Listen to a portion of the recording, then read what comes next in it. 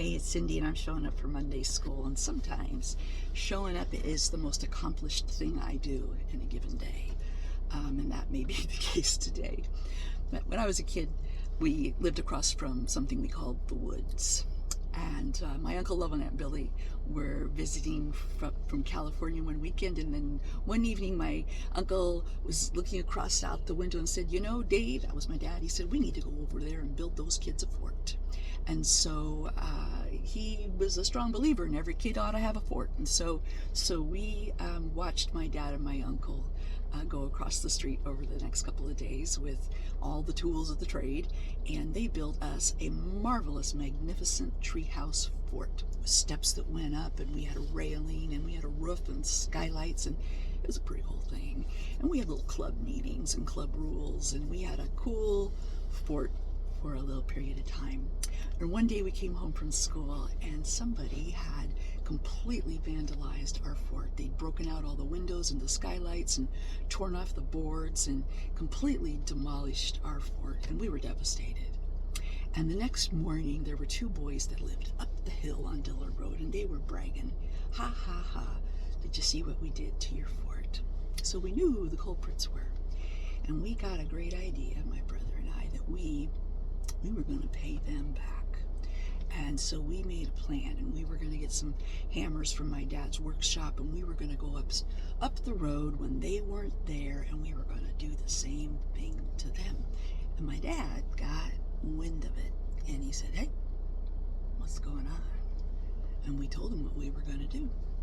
And we felt morally justified in doing that. And my dad said, "Yeah, that's not the way we do things in this house. See, the one thing you can control is how you respond and react to others.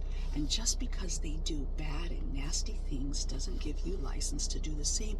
And when you do, you lower yourself a notch below them. I'd like to see you do better." I have heard my dad speak that to me multiple times in my head over the last 60-some years. And I heard him again this weekend.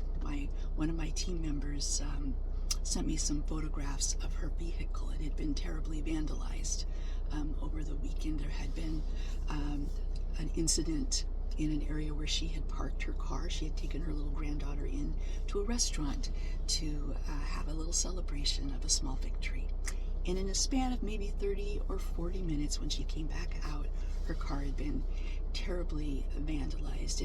And my first reaction was one of anger. You know, I was really indignant and angered, and what a terrible thing to happen to a good person, you know, but bad things happen to good people all the time. And then I wanted to respond in a retaliatory way, and I wanted to go on Facebook and post a reward. I thought, you know, there was a protest happening right there at that intersection.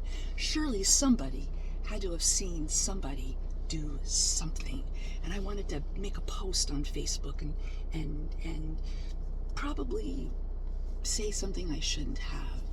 And I heard my dad's voice in the back of my head saying, "Just because somebody else does something nasty doesn't give you license to do the same."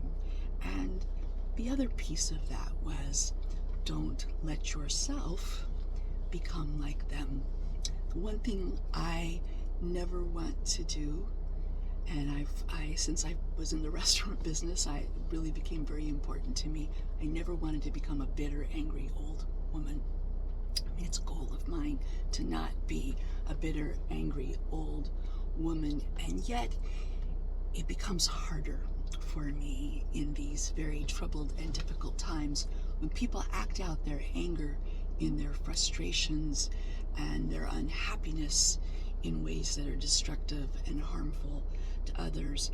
It's hard for me to hold on to the goodness and to the gratitude. It's hard for me not to be angry and to become jaded and bitter.